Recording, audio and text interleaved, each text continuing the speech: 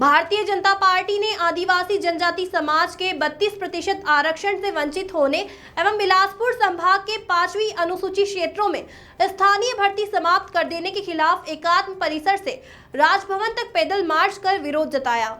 Bharatiya Janata party ने प्रदेश की कांग्रेस सरकार के खिलाफ मोर्चा खोल दिया है। वहीं भारतीय जनता पार्टी ने आदिवासी जनजाति समाज के 32% आरक्षण व बिलासपुर संभाग की 5वीं अनुसूची क्षेत्रों में स्थानीय भर्ती समाप्त करने को लेकर पैदल मार्च एकात्म परिसर से राजभवन तक किया।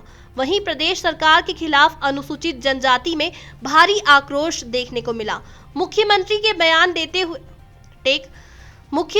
बयान देते हुए कहा कि 2005 में भारत सरकार ने आदेश दिया था कि 32% आरक्षण आदिवासियों को देना चाहिए, पर उस समय प्रदेश की रमन सरकार ने 7 साल तक आरक्षण को रोक रखा था। इसका क्या जवाब है भारतीय जनता पार्टी के पास? और आज भी जो आरक्षण रुका हुआ है उसकी जिम्मेदारी भारतीय जनता पार्टी की ही है, क्योंकि उनको मालूम है मैं घोषणा कर दिया हूँ, पहले ही बोल चुका हूँ। जो संविधान में जो व्यवस्था है, मंडल आयोग की जो सिफारिश है और जो लोकसभा में भारत सरकार ने जो पारित किया है EWS के, उसके हम पक्षधर हैं। लेकिन वो अभी तक स्पष्ट नहीं कर रहे हैं, वो केवल आदिवासियों के 32% की बात कर रहे हैं।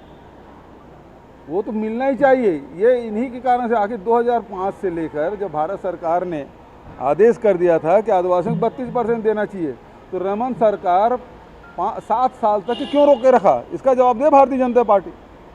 12 में तो लागू हुआ और उसके बाद उसी के फैसले का ये कोर्ट ने उसे खारिज किया, तो उन्हीं की नाकामी खमियाजत भोग रहे हैं और हम इसको ठीक करेंगे। ये हमने कहा है, आदिवासी समाज के लोग आए थे उससे भी कहा है और पत्रकारों के बीच में भी हमने कहा है कि हम जो हक है उसको मिलना चाहिए।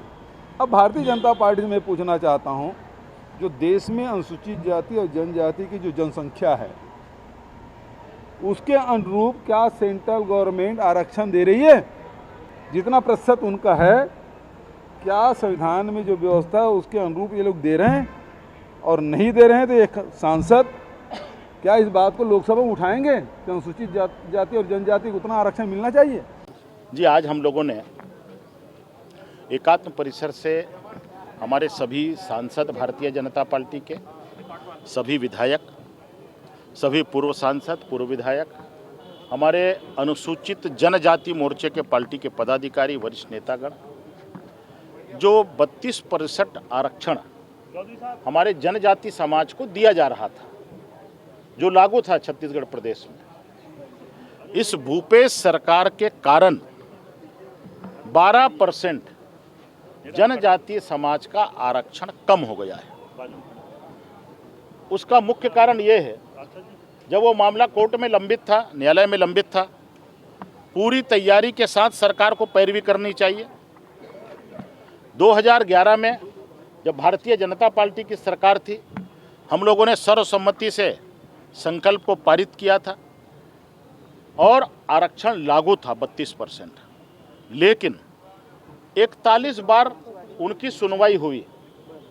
लेकिन मैं आपसे कहना चाहता हूं कि भूपेश सरकार ने, कांग्रेस सरकार ने न्यायालय के उस प्रकरण को इतने हल्के से लिया कि किसी अच्छे वकील को उन्होंने खड़े नहीं किया।